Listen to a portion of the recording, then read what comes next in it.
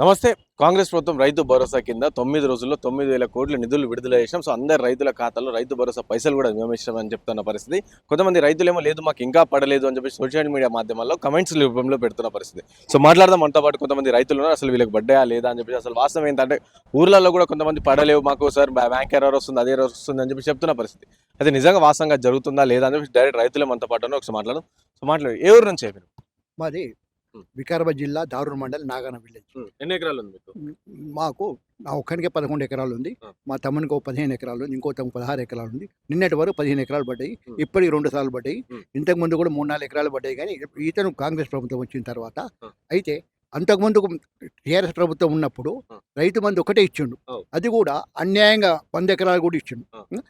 కోకపేట కానీ, వికారాబాద్ కానీ, మహబూబ్ నగర్ కానీ, వరంగల్ కానీ ఇవన్నీ భూములమ్మి ఇచ్చిండు. వీళ్ళకి అవకాశం లేదు. అటు కాంగ్రెస్ ప్రభుత్వం వచ్చే వరకు ప్రభుత్వం ఖజానా మొత్తం నీళ్లు. ఈయనకు ఎన్నో వాగ్దానాలు చేసి చేయలేదని కాదు, కాకపోతే చేయలేని ఇప్పుడున్న పరిస్థితుల్లో భూములు అమలు లేని పరిస్థితి, మార్కెట్ కూడా లేని పరిస్థితి. ఈ పరిస్థితుల్లో ఎంతో కష్టంగా కూడా రైతు బంధు ఇచ్చిండు. ఇంకోటి అన్నిటికన్నా ముఖ్యంగా ఏంటంటే నేను ఒక రైతును, నాకు అక్కడ 90,000 లోన్ ఉంది. 10 సంవత్సరాలు అయిన ముఖ్యమంత్రి ఉండి కూడా రుణమాఫీ సరిగ్గా చేయలేకపోయాడు. ఇది మీకు కావాలంటే ఉదాహరణ ఎస్బీఐ దారుడు మీరు కనుక్కోవచ్చు. ఇప్పటికి కూడా రుణమాఫీ కాలేదు. అయితే లిస్టులు వచ్చిన తర్వాత నా పర్సనల్ అకౌంట్లో నాతో పాటు మిగతా రైతు పర్సనల్ అకౌంట్లో కూడా రాలేదు. దాని తర్వాత నాకు ఇంకోటి ఏం నష్టమైందంటే, నాకు ఆ లోన్ పాత లోన్ 2012-13 2018కి వచ్చేవరకు లిమిట్ పెట్టిండు. 2018 లోపల ఉన్నాయి లేవు. అటు నష్టం ఇటు నష్టం. మరి అంత ఆయన వాగ్దానాలు చేసి మేము అది వేసినాం ఇది చేసినాం, హరీష్ రావు అంటాడు, కేటీఆర్ అంటాడు, కేటీఆర్ ఆ చేసింది ఏముంది, భూములు అమ్మిడి చేసిండు, ఉన్న ఖజానా అంతా మొత్తానికి వాళ్ళ ఫ్యామిలీ లాభపడ్డారు కానీ మిగతా వాళ్ళు లాభపడ్డారు. ఇంకోటి అన్నిటికన్నా ముఖ్యం వికారాబాద్ కానీ వేరే కాన్స్టిట్యూన్సీ చూసుకుంటే ఒక 5 సంవత్సరాలు మాత్రమే రోడ్లు కనపడి పట్టించుకున్నాం. 5 సంవత్సరాల తర్వాత రోడ్ల మీద ఇంత మట్టి ఇవ్వలేదు. అన్నిటికాక ముఖ్యంగా గ్రామ పంచాయత్ సర్పంచ్గా మిగతా వాళ్ళు చేసిన ఏవైతే వర్క్స్ ఉన్నాయో వాటికి పేమెంట్ లేవు. ఇప్పుడు గ్రామ పంచాయత్ పీరియడ్ కూడా ఆయన కేసీఆర్ పీరియడ్ని అయిపోయినాయి. అందులో నేను ఉదాహరణ, నాకు 4 సంవత్సరాల తర్వాత జడ్పీలో ఒక వర్క్ చేస్తే 4 సంవత్సరాల తర్వాత మొన్న రేవంత్ రెడ్డి ప్రభుత్వం వచ్చింది. ఇంకోటి ఎమ్మెల్సీ కూడా అదే టైంలో చేసిన, అది కూడా ఇప్పటిదాకా రాలి. అంటే నాతో పాటు ఎంతోమంది సర్పంచులు కానీ మీరు చేసిన ఆ టైంలో చేసిన వాళ్ళు చాలా సఫర్ అయ్యింది. కొందరు ఊర్లలో ఇంకా చాలా మంది రైతు పడలేవు మాకు 2 ఎకరాలు 3 ఎకరాలు అలా కూడా పైసలు ఇది చాలా అబద్ధం. ఎందుకంటే టెక్నికల్ ప్రాబ్లం. ఇప్పుడు ఇంతమంది రైతులు కూడా ఉన్నారు కదా, ఎవరు పడలేని చెప్పండి. ఇది అందరికి బట్టి ఏమైనా టెక్నికల్ ప్రాబ్లం ఏమైనా ఉంటే, అటువంటి ప్రాబ్లం ఉంటే పడలేదు. కానీ పాస్బుక్లు అన్నీ వచ్చి ఉంటే ఖచ్చితంగా పడ్డాయి. ఒకవేళ పడలేవు అనుకుంటే 100% మేము ఇప్పిస్తాం. అదేం ప్రాబ్లం లేదు. అదంతా శుద్ధ అబద్ధం చెప్తున్నాం కదా. మేము 3 బ్రదర్స్ ఉంటే ఇన్సూరెన్స్ అందరికి పడ్డాయి. అందరికి పడ్డాయి. ఇప్పుడు నాకు మీకు చూపించిన ఉదాహరణ 60,400 పడ్డాయి నాకు. 10 ఎకరాలన్నర 10.5 ఎకరాలు. మా తమ్మునికి 14 ఎకరాలు పడ్డాయి. ఇంకో తమ్ముడు 16 ఎకరాలు పడ్డాయి. మేము పడని వరకు మరి పడని అందరికి పడ్డాయి. మా కుటుంబం కాదు, ఇంచుమించు మొత్తం టోటల్గా పడ్డాయి. అయితే ఈయన ఒక్కటి ఏంటంటే, నా ఒపీనియన్ ప్రకారము ఇప్పుడు ఉన్న ఆర్థిక పరిస్థితుల్లో ఈ 1,00,000 రూపాయలు 2 లక్షలు ఉండే కదా, 1,00,000 రూపాయలు రుణమాఫీ చేసి మిగతా 1,00,000 కొంత టైం తీసుకొని చేసింటే బాగుండేది. అది కాకుండా ఇది రైతు బంధు ఆపకుండా రైతు బంధు ఇస్తే రైతులకు ఈ ప్రొడక్షన్కు రైతు. కానీ ఆయన అడ్వైజర్ ఎవరో కానీ ఈ విషయం మాత్రం రేవంత్ రెడ్డి పొరపాటు. నాది 3 ఎకరాలు ఉందన్న. నాకు ఈ మన మంత్రులు గారు చెప్పినట్లనే టన్నటన్ పడ్డాయి. ప్రతిపక్షాలు విషపు ప్రచారం చేస్తున్నారు, అది కరెక్ట్ కాదు. నేను వడ్లు పండించిన, నాది 3 ఎకరాల వడ్లు పండిస్తే కూడా బోనస్ వచ్చింది, సన్నోడ్లకు వచ్చింది. నేను దొడ్డొడ్లే పండించిన కాబట్టి నాకు బోనస్, నేను అర్హుని కాదు, నాకు రాలేదు. దాని తర్వాత పచ్చి వడ్లు ఉన్నాయన్న మా దగ్గర వికారాబాద్ జిల్లాలో భారీ వర్షాలు పడ్డాయి. మే లాస్ట్ లోపలనే వడ్లు మొత్తం తడిచినాయి. తడిచిన ధాన్యాన్ని కొన్న ఘనత మరి రేవంత్ అన్నకే దక్కింది. ఈరోజు రైతులందరూ రేవంత్ రెడ్డికి అనుకూలంగా ఉన్నారు కాబట్టి దాని మీద ఏదో రకంగా విషం జిమ్మాలనేది చేస్తున్నారు కాబట్టి దాన్ని ఏ రైతు కూడా సమర్థిస్తలేడు. అది చాలా సంతోషమైన విషయం. రేవంత్ అన్న కొన్నాడు వడ్లు, మా కొండ డబ్బులు పడ్డాయి. పచ్చి వడ్లు కొన్నాడు రేవంత్ అన్న. నాది మ్యాచర్ వేస్తే 40 వస్తే మా వికారాబాద్ జిల్లా కలెక్టర్ వచ్చి వడ్లు దగ్గరుండి కొనిపించిండు. ఆ ఘనత రేవంత్ అన్నకు దక్కుతుందా, ప్రతిపక్షాలకు దక్కుతుందా? అది ఘనత రేవంత్ అన్నకు దక్కుతుంది కాబట్టి మేము రేవంత్ అన్నకు అనుకూలంగా ఉన్నాం. గతంలో రాజశేఖర రెడ్డి అనే ముఖ్యమంత్రి, మన మాజీ ముఖ్యమంత్రి, ఆయన చేసిన పాలన ఏ విధంగా ఉన్నదో రైతులకు ఈ రోజు కూడా రేవంత్ అన్నను చూసి అదే పాలన గుర్తొస్తున్నది. అందరం సంతోషంగా.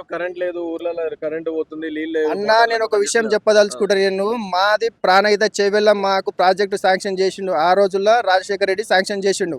దాని బొందలు ఎవరు పెట్టినాను? ఈ రోజు బొందలు ఎవరు పెట్టారు? దాన్ని ఇదే ప్రాణేత చేవేళ మాకు వచ్చింటే మేము ఈ రోజు వికారాబాద్ జిల్లా మొత్తం సస్యశ్యామలం అవుతుండే. ఎక్కడ ఉన్న కొడంగల్ని తీసుకొచ్చి వికారాబాద్ జిల్లాలో కలిపిండు, పక్కన ఉన్న చేవేళ్ళని తీసుకుపోయి రంగారెడ్డిలో కలిపిండు. ఈ రోజు మా వికారాబాద్ లోపల రెవెన్యూ కూడా డెవలప్మెంట్ అవుతుంది. దానికి వ్యతిరేకత చేసిన వాళ్ళు ఎవరన్నా?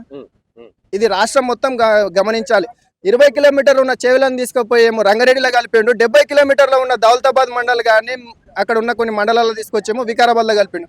మేము వెనుకబడినకే కారణం ఎవరని? ఈరోజు మా వికారాబాద్ జిల్లా వెనుకబడినకే కారణం ఎవరు? మీరే చెప్పండి.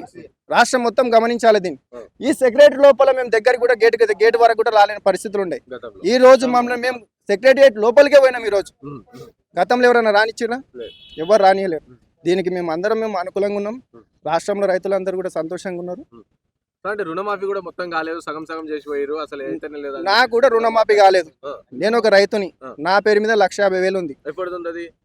ఈ గవర్నమెంట్, మన కాంగ్రెస్ గవర్నమెంట్ అనే ప్రాసెస్ ఉందని చెప్తున్నారు. ఎక్కడికి వెళ్ళినా కానీ అవుతుందేమో అని మేము అనుకూలంగా ఉన్నాం కాబట్టి మేము ఎక్కడ కూడా వ్యతిరేకత ఇస్తలేదు దీనికి.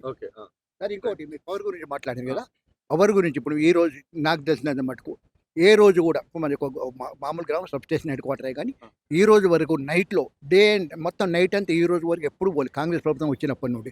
ఇంకోటి నేను రైతును, మాకు ఒక 6 మోటార్లు ఉన్నాయి.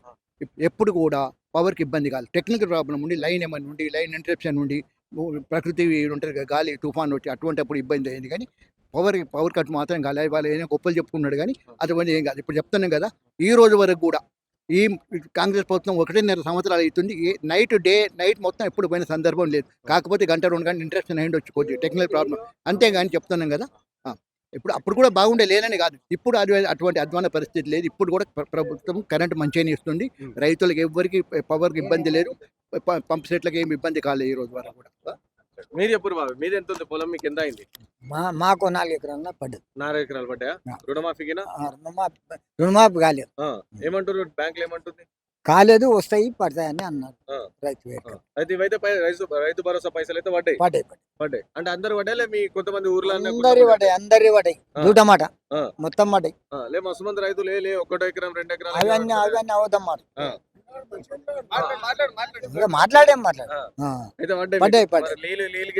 నీళ్ళు వస్తున్నాయి, కరెంట్ వస్తున్నది, మాకు అంత ఇబ్బంది మంచిగానే ఉన్నది. కానీ పార్టీ విషయంలో జర పొడిచినట్టు గిచ్చినట్టు నడుస్తున్నది. పార్టీ విషయంలో గంతే మాకు ఇబ్బంది ఉన్నది. గదే ఇంచుమించు మొత్తం టోటల్గా పడ్డాయి. అయితే ఈయన ఒక్కటి ఏంటంటే, నా ఒపీనియన్ ప్రకారము ఇప్పుడు ఉన్న ఆర్థిక పరిస్థితుల్లో ఈ 1,00,000 రూపాయలు 2 లక్షలు ఉండే కదా, 1,00,000 రూపాయలు రుణమాఫీ చేసి మిగతా 1,00,000 కొంత టైం తీసుకొని చేసింటే బాగుండేది. అది కాకుండా ఇది రైతు బంధు ఆపకుండా రైతు బంధు ఇస్తే రైతులకు ఈ ప్రొడక్షన్కు రైతు. కానీ ఆయన అడ్వైజర్ ఎవరో కానీ ఈ విషయం మాత్రం రేవంత్ రెడ్డి పొరపాటు. మీరు చెప్పారు, మీది ఎన్ని ఎకరాలు ఉంది? నాది 3 ఎకరాలు ఉందన్న. నాకు ఈ మన మంత్రులు గారు చెప్పినట్లనే టన్న పడ్డాయి.